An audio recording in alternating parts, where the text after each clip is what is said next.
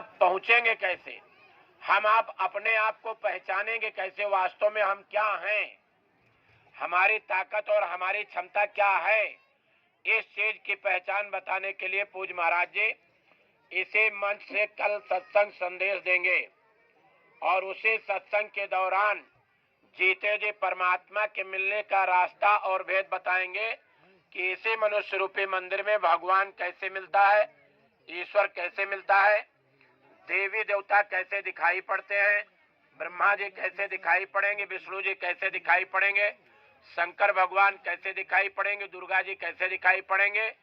ये सब साकार हैं, दिखाई पड़ते हैं।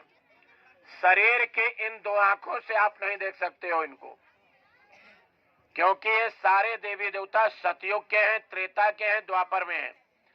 ना आपकी ताकत सतयुग जैसी है, न त्रेता जैसी है, न द्वापर जैसी है।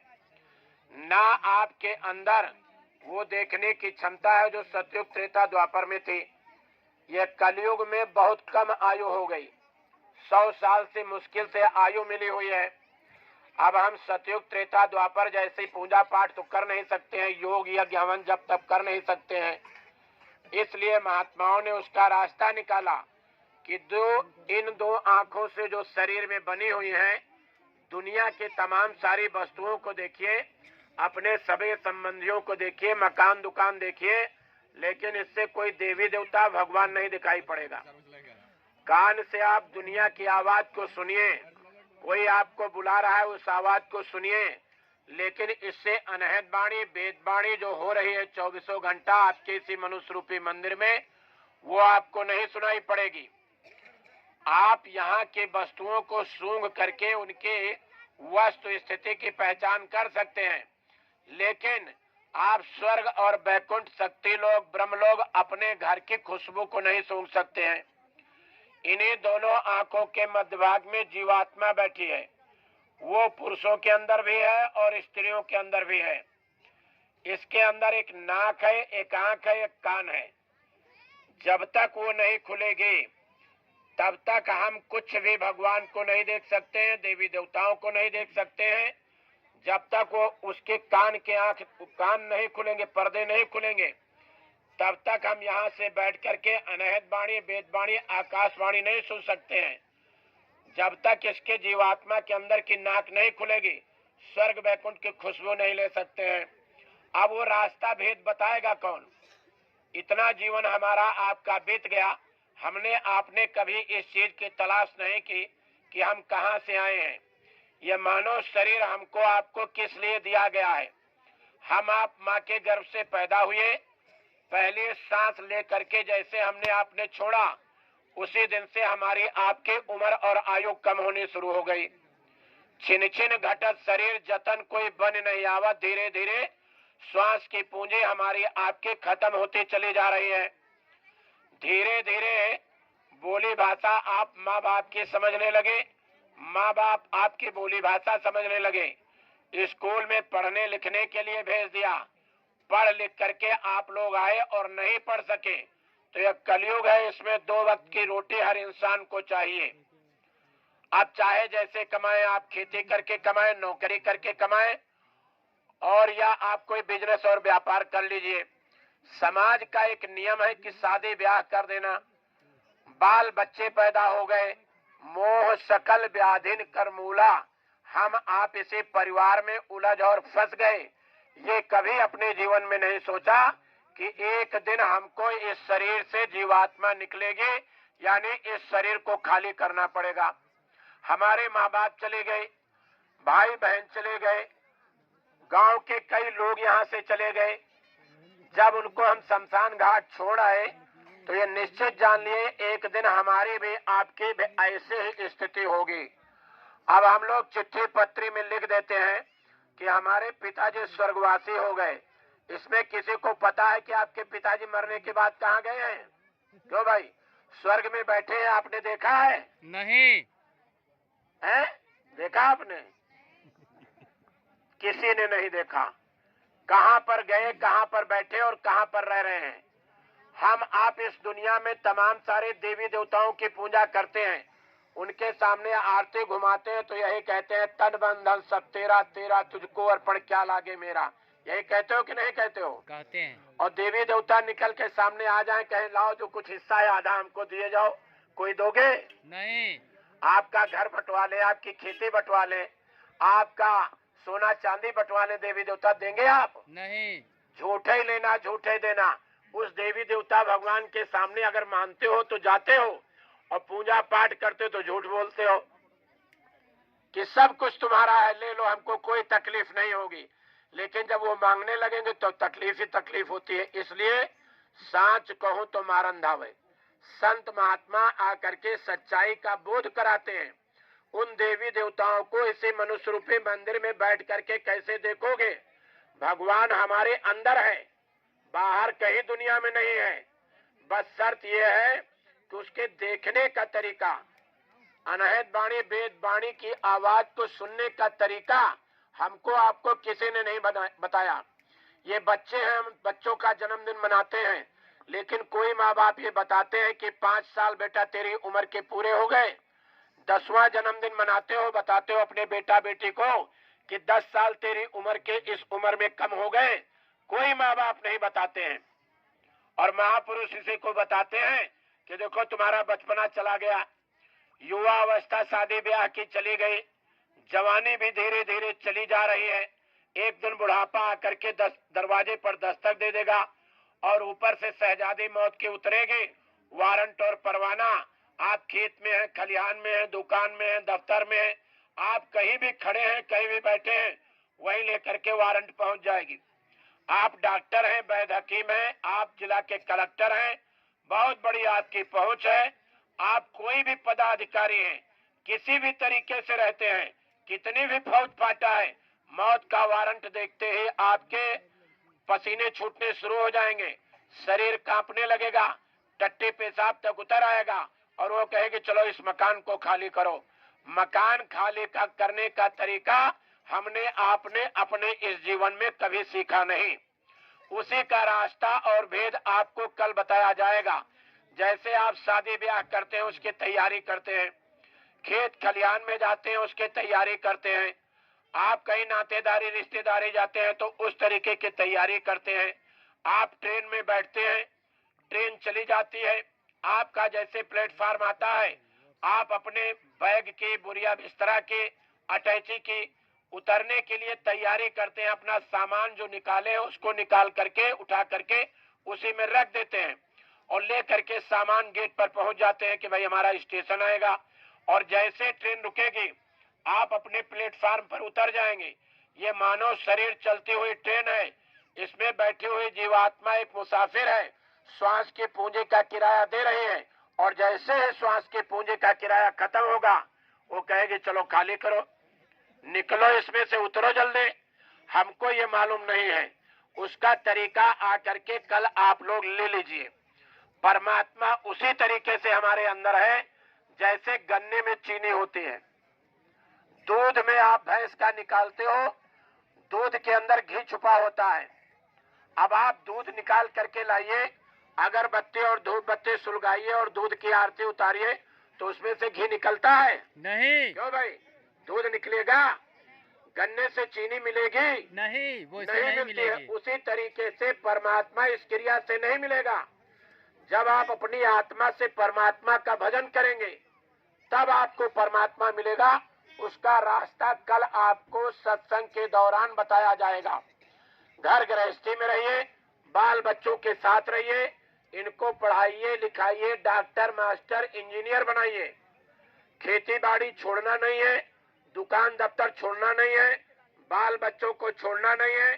24 घंटे होते हैं रात और दिन मिला करके, 22 घंटा दुनिया का काम करिए, 2 घंटे का समय निकालिए, 1 घंटा सुबह 1 घंटा शाम, परिवार के बीच में ही आप घर में एक जगह पर बैठ जाइए, और कल रास्ता बताया जाएगा।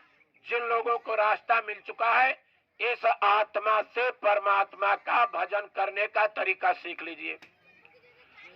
इसे मनुष्य रूपी मंदिर में दीन बन करके दीनानाथ को आवाज दीजिए, गरीब बन करके गरीब निवाज को आज आवाज दीजिए। आज यहाँ पर बैठे हैं 25, 50, 60, 70 साल की उम्र लिए बैठे हैं। इससे पहले आप लोग कहीं कहां पर थे किसी को पता है? नहीं। अरे आप कहाँ रहते थे, कितने बाल बच्चे छोड़ आए हैं, पति को छोड़ा, पत्नी को छोड़ा, परिवार को छोड़ा, किसी को याद नहीं आ रहा है। जब ये शरीर छोड़ करके जाएंगे तो जहां कहीं भी जन्म लेंगे, परिवार बनाएंगे, खेती बाड़ी बनाएंगे, आप पढ़ेंगे, लिखेंगे, डॉक्टर, मास्टर, इंजीनियर बनेंगे, लेकिन आपको इस जन्म का कुछ याद नहीं रहेगा। और इसी को महापुरुषों ने लिखा है, सुत वित नारी भवन परिवारा और होए जाए जग बारह बारह। अनेकों बार पैदा हुए, अनेकों बार संसार से गए, अनेकों बार अच्छे बुरे कर्म किए, उसी का यहाँ पर पर्दा चढ़ा हुआ है। जब महापुरुष नामदान देते हैं तो यही बताते हैं कि जा करके थोड़ी बैठ करके रगड़ाई और घिसाई करना, यानी गुरु गोविंद और शिष्य मिल कीन्ही भक्त विवेक।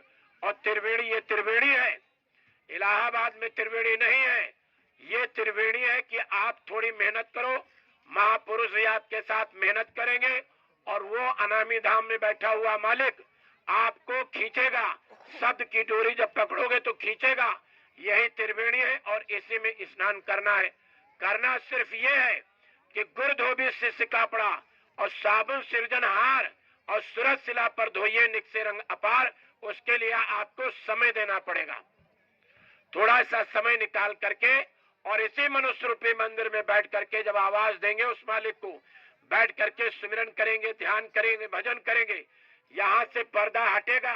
शब्द रूपी डोरी लटक रही है, जब उसको पकड़ लेंगे, उसी डोरी पर बैठ करके लाख को जो प्यो बसे दीजिए सूरत पठाए और शब्द तुरे असवार हो छिना व छिन जाए। यहीं से बैठ के भगवान को देखो, यहीं से बैठ के देवी देवताओं को देखो, यहीं से बैठ के स्वर्ग और बैकुंठ देखो।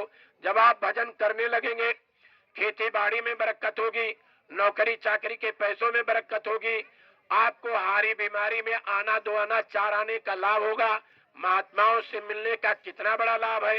रास्ता लेंगे, भजन करने लगे, अरे भाई ये सराय है, जहां हम आप बैठे हैं सराय है, न मालूम कितने लोग चले गए, हम आप भी लाइन में लगे हुए हैं। एक दिन समय आएगा, हमको आपको भी जाना पड़ेगा। धर्मराज की अदालत में पहुंचोगे, वो पूछेगा तुमको मानो शरीर दिया गया था, स्त्री का शरीर दिया गया था, भगवान का भजन क्यों नहीं किया, क्यों अपनी आत्मा को परमात्मा के घर आपने पहुंचाया? क्या जवाब देंगे आप, क्या कहेंगे आप? इसलिए आप ही के अंदर मीराबाई सहजोबाई छुपे हुई हैं, आप ही के अंदर नानक पलटू रैदास भीखा साहब जगजीवन साहब छुपे हुए हैं। लेकिन जब आप घाट पर बैठ करके मेहनत करेंगे तब आपकी समझ में आएगा कि हमको ये मानव जीवन किस लिए मिला है, हमारा वजूद क्या है, हम कहां से आए हैं। अरे माँ के घर में वादा करके आए हम लोग कि जब इस मृत्युलोक पे जाएंगे तो बैठ करके भगवान का भजन करेंगे, और जब यहाँ आए धन दौलत में, मोह माया में, बाल बच्चों में, मकान दुकान में, इसी में खो गए और भूल गए कि हमको भगवान का भजन करना है, हमको अपनी आत्मा को अपने घर पहुंचाना है। हम लोग अमरलोक के रहने वाले हैं, यहाँ के रहने वाले नहीं हैं। ये तो सराय है, चंद रोजा जिंदगी चल रही है, आएगी नोटिस, जमानत तो होगी, और पल्ले अगर कुछ अमानत न होगी और हो करके कैद हमको तुमको जाना पड़ेगा। ये काया कुटी खाली करना पड़ेगा। कभी छोड़ तू जाएगा, कभी छोड़ ये जाएंगे। इस नाशवान दुनिया का आधार रहेगा कितने दिन, और इस तन में तड़पते सांसों का यह तार रहेगा कितने दिन। एक न एक दिन खाली करके जाना पड़ेगा। और जाने से पहले भगवान मिलता है हमको आपको, कहीं इधर उधर जाने की जरूरत नहीं है, कुटिया छमाना नहीं है, ठंडे गर्म पानी में गोता लगाना नहीं है। जब आपको समय मिल जाए, शाम को समय मिल जाए, सुबह समय मिल जाए, अरे 5 पहर धंधे किए और 3 पहर रहे सोए, एको घड़ी न हर बजे, मुक्ति कहाँ से हो? आप सोचते दो अगरबत्ती सुलगा करके हमको मुक्ति मोक्ष मिल जाएगी, तो मुक्ति मोक्ष इतनी आसान नहीं है। उसको पाने के लिए जिन महापुरुषों ने मेहनत किया, उन्होंने रामायण को लिखा, गीता को लिखा, कुरान को लिखा और कहा परम प्रकाश स्वरूप दिन रातें और नए कच्चे ये दिया घृत बातें, अखंड ज्योति जो 20 घंटा आपके अंदर जल रही है। आप घर के चिराग को जलाते हो, घंटा 2 घंटा 3 घंटा 4 घंटा, उसके बाद वो बुझ जाता है। ये अखंड ज्योति जल रही है, आंधी आ जाए, तूफान आ जाए, बारिश पड़ जाए, ये बुझने वाली नहीं है। लेकिन यहाँ पहुंचोगे कैसे? संतों के सानिध्य में जब पहुंचोगे, जो आपके अंत तक साथ दे और यही महापुरुषों ने लिखा है रामायण में, प्रथम भगत संतन कर संगा, दूसर ममरत कथा प्रसंगा, तीसर भगत अमान, पहले संतों की शरण में आओ। ठंडी देख लीजिए हो रही है, मौसम अदल बदल रहा है। ऐसी परिस्थिति में सब लोग अपने गांव और घर में रहते हैं, लेकिन सोचिए महाराज जी आप लोगों को चिताने और जगाने के लिए, आप लोगों को रास्ता बताने के लिए, ये बताने के लिए कि आगे का समय ठीक नहीं है, अभी रास्ता ले लीजिए। कोई हरियाणा का है, कोई बिहार का है, कोई एमपी का है, आप लोगों के यहाँ गाड़ी दौड़ा करके पैदल चल करके आपके घरों में पहुंचते हैं। चलिए बहन जी थोड़ा समय निकाल लीजिए, आपके यहाँ 5 तारीख को सत्संग होने जा रहा है। अरे भाई 2 घंटे 3 घंटे का समय निकाल लीजिए। हाथ जोड़ते हैं, पैर पकड़ते हैं, निवेदन करते हैं। भाई हमें क्यों जरूरत पड़ी है? जरूरत इसलिए है कि गुरु महाराज ने कहा था मेरे संदेश को जन जन तक पहुंचा देना। जरूरत इसलिए पड़ी है अच्छे समाज का निर्माण हो जाए, क्योंकि आगे का समय बहुत खराब आने जा रहा है। बाबा जी ने कहा चंडी मसाल लेकर के निकल पड़ी है। पहले पूरे विश्व का धन खत्म करेगी, फिर अन्न खत्म करेगी, और फिर किसी के सर पर बैठ जाएगी। है कुछ आसार ऊपर से होगा और कर्मों का बादल बवंडर बनेगा, बरसेगी बहेगी तेरे पापों की धारा।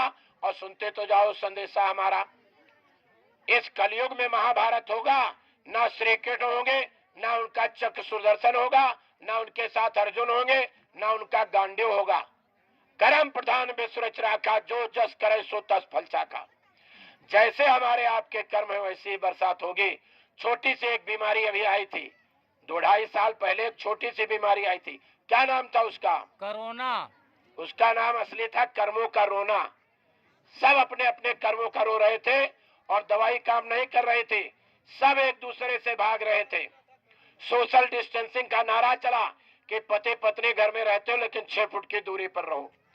कहीं पत्नी के बैक्टीरिया पति में न आ जाए, कहीं पति के बैक्टीरिया पत्नी में न चले जाएं, बेटे के बैक्टीरिया कहीं माँ में न चले जाएं, माँ के बैक्टीरिया कहीं बेटे में न चले आए। ऐसी ऐसी बीमारियां जो दुनिया की दौलत देने पर भी नहीं ठीक होती है। बाबा जी ने कहा पहले इसकी हवा चलेगी, फिर आंधी चलेगी और फिर तूफान चलेगा। भौतिक संसाधनों से आप इन बीमारियों का इलाज नहीं करा सकते हैं। इसलिए थोड़ी देर के लिए हमने आपको बैठाया। कल जो कार्यक्रम होने जा रहा है, देखिए जिस तरीके से हम लोगों ने मेहनत की है, आपके बीच में प्रचारक लोग आए हैं। आज रात का दायित्व आपका बनता है कि आप लोग अपने घरों को जाइए, अपने मोबाइल से नातेदार, रिश्तेदार, सगे संबंधी 10 बात आपने उनकी मानी है, एक बात आप मनवा लीजिए और कल बुला करके लाइए कि भाई 2.5-3 घंटे का समय निकाल करके आ जाओ। आपके अड़ोसी पड़ोसी हैं, आपके परिवार के आसपास लोग रहते हैं, सब लोगों को बुला करके लाइए और उनसे कहिए चल करके सत्संग सुन लीजिए, जीते जी परमात्मा का रास्ता ले लीजिए और आगे नहीं अभी मानेंगे, नहीं इस चीज को समझेंगे तो जैसे भूखे आदमी को रोटी की जरूरत पड़ती है, प्यासे आदमी को पानी की जरूरत पड़ती है, ऐसे ही जरूरत पड़ेगी महात्माओं की। तब आप चिल्लाओगे, आवाज लगाओगे, तब महात्माओं का मिलना कठिन और मुश्किल हो जाएगा। इसलिए सबको इस संदेश को दे दीजिए, सबको बुला करके कल आप लोग समय का विशेष ध्यान रखिए। 11 बजे के बाद प्रार्थना शुरू होगी और उसके बाद इसी मंच से सत्संग संदेश शुरू हो जाएगा। आप समय से आ जाएंगे, पूरी बात को सुन लेंगे, आप समय से आ जाएंगे, जीते जी परमात्मा के मिलने का रास्ता मिल जाएगा और अपने घर में जाकर के बैठ करके भगवान का भजन करने लगेंगे। इस आत्मा को परमात्मा से जोड़ देंगे। इसी निवेदन के लिए हमने आपको यहाँ थोड़ी देर के लिए बैठाया था। देखो ये एक प्लेटफॉर्म है जहाँ आप लोग बैठे हैं। कोई किसी का नहीं है, ना बेटा किसी का है, ना माँ किसी का है, ना बाप किसी का है, कोई किसी का नहीं है। सब यहाँ कर्म कर्जों का लेन देन करने के लिए हम आप प्लेटफॉर्म पर बैठे हैं। माँ के साथ बेटा जा रहा है, सामने बेटा जा रहा है, माँ के सामने बेटी जा रही है, बेटी के सामने परिवार के लोग जा रहे हैं। यहाँ आवागमन लगा हुआ है। इसलिए आप लोगों से निवेदन करने के लिए हमने बैठाया। 1 मिनट का समय और दीजिए, आप लोग बैठिए। देखिए मैं पहले भगवान का नाम लूंगा, उसके बाद आप लोग भगवान का नाम लेंगे। लेकिन उससे पहले छोटी सी एक बात बताए दे रहा हूं, ध्यान से सुनिए आप लोग। एक राजा रानी रहते थे, तो राजा को जानवरों की भाषा का बड़ा ज्ञान था। हर जानवर की, पशु पक्षी की भाषा को जानते थे। रानी को लेकर के चले गए अपनी प्रजा को दिखाने के लिए। जंगल से होकर के निकल रहे थे, तो वहां पर तमाम सारे जानवर आपस में खेल रहे थे। हिरन भी खेल रहे थे। तो रानी ने जब हिरन को देखा तो कहा कि भाई राजा जी, इसमें से एक हिरन हमको चाहिए, आप उसको मार करके दे दीजिए, मैं उसकी चमड़ी निकलवा करके और उसमें कोई सामान भरवा करके अपने घर में रखेंगे। राजा ने कहा, देखो जैसे अपने बच्चों को पीड़ा होती है, जब जानवरों का वध होगा तो इनके अंदर भी पीड़ा होती है, तकलीफ होती है। हम डॉक्टर वैद्य हकीम के पास चले जाते हैं, ये बेचारे कहाँ जाएंगे। रानी अपनी जिद पर आ गई और कहा, नहीं, हमको हर हालत में हिरन चाहिए। अब गृहस्थी बिगड़ती हुई देख करके राजा ने सोचा कि चलो भाई एक हिरन इनको लाके दे देते हैं। उन्होंने अपने बाण को निकाला और एक हिरन के ऊपर चला दिया। हिरन को बाण लगा और वहीं गिर गया, लेकिन उठ करके भगा और जंगल में जा करके एक कंदरा के पीछे छुप गया। राजा धीरे धीरे थोड़ी देर में वहां पहुंच गए। अब हिरन ने जब राजा को देखा धनुष बाण हाथ में है, तो उसने देखा कि मौत हमारे सामने, अब करे क्या। तो उसने एक बात पूछी राजा से कि राजा ये बताओ कि तुम हमारी मांद तक पहुंचे कैसे, यहां तक कैसे पहुंचे। तो राजा ने कहा, जहां मैंने तुमको मारा था वहां से ले करके यहां तक तुम्हारा खून पड़ा हुआ है। तो हिरन ने राजा से पूछा कि ये बताओ, अभी तक जो हमारी धमनियों में खून दौड़ता था, जब उसने हमारा साथ नहीं दिया तो क्या आपकी पत्नी आपका साथ देगी। राजा चुप।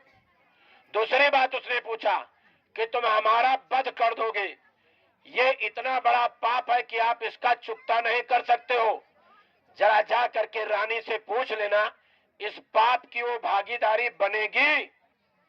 राजा चुपचाप वहां से चले आए। इसलिए जब हमारा खून हमारा साथ नहीं देता है, हमारा शरीर हमारा साथ नहीं देता है, तो दुनिया की कोई वस्तु हमारे आपके साथ जाने वाली नहीं है। परिवार के सगे संबंधी जाने वाले नहीं है।